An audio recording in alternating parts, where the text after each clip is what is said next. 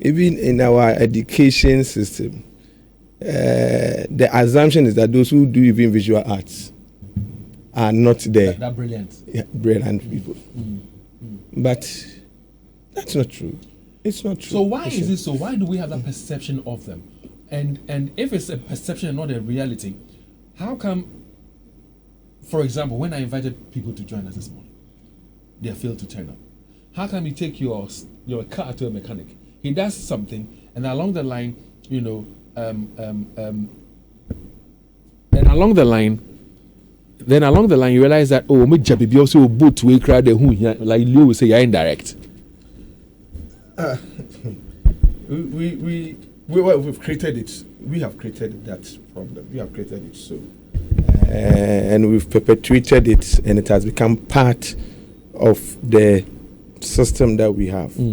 But David, I always tell people, if you allow the TUI to be the in quotes, so yes, in quotes, yeah, TUI in quotes, to do the wiring for you, and you are happy, you'll find yourself in danger because Ochina, the whole house will break down. Probably with you in it. With you in it. The other part even is nursing. Oh, nursing. Those who didn't get the best nursing. But you go and then the nurse is administering what the medical officer have written for prescribed, you. Yeah. Prescribed. And you are at the an injection, you're going to take it. So why do you do that? So it is something that we need to probably have to reorient ourselves again. See, for me, yesterday I heard you talking about these TV activities. And yesterday, indeed, you listen to us all the time. Thanks very much for doing the listening. Right. And you sent in a message and you said that to you, what we need to do is to get the policy direction right. Yes. And enforce it. So tell us about these policy directions. Okay, let me start from this way. You know, the post-independence era, we had School of Businesses and Accountancy standing on its own. Okay. We have technical schools like the ATTCs, the KTIs, and you ITTs. Have even the Kikam Technical School. Those things they're standing on its own, technical, vocational, and we have the grammar schools. Of course, the secondary schools were the grammar schools, and that had run. Now, but before then, you know, the nation's employment or pool of talents or employment is supposed to be a pyramid. We have the base, which has the less, or I would say the manpower, which is not too strong, and then the middle level manpower, and then on the top we have the high level, high skilled level. That's how the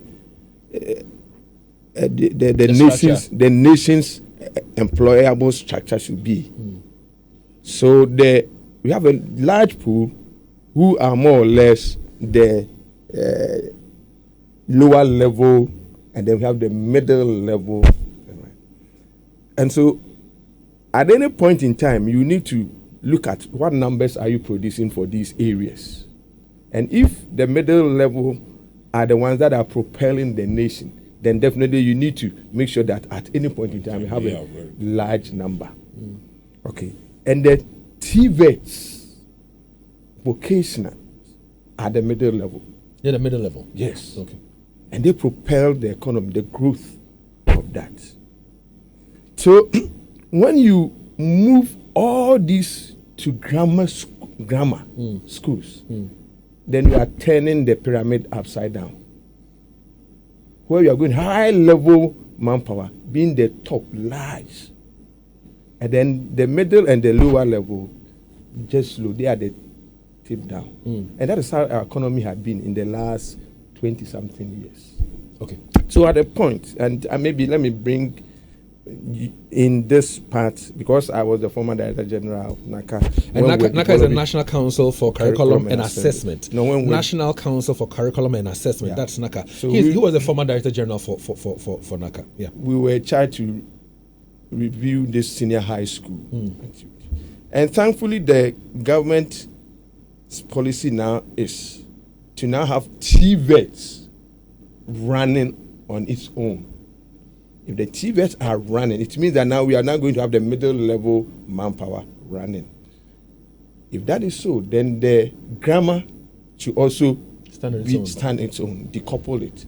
You know, at a point when we put all the JHS together, we were putting all of them as one. They all became the grammar school where we are doing everything in there. And that was where the specialization started. But it didn't help. It didn't help because we didn't even have the instructors who are supposed to teach the high level skill, manpower skill. Because it's supposed to be hands-on. Sometimes I tell people, we had the polytechnics and we converted them to technical universities. But they're still doing social. The technical schools are the middle level manpower level, high level hand-on skills.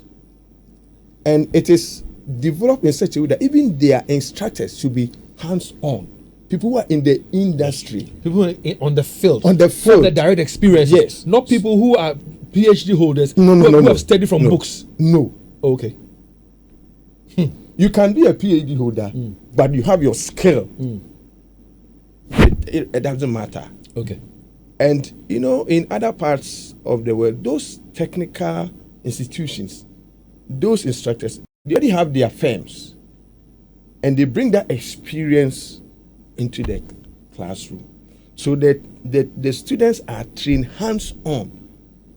And when they go out, they are just translating what the master craftsman is teaching him over there. And it's easier. The assimilation is also quicker.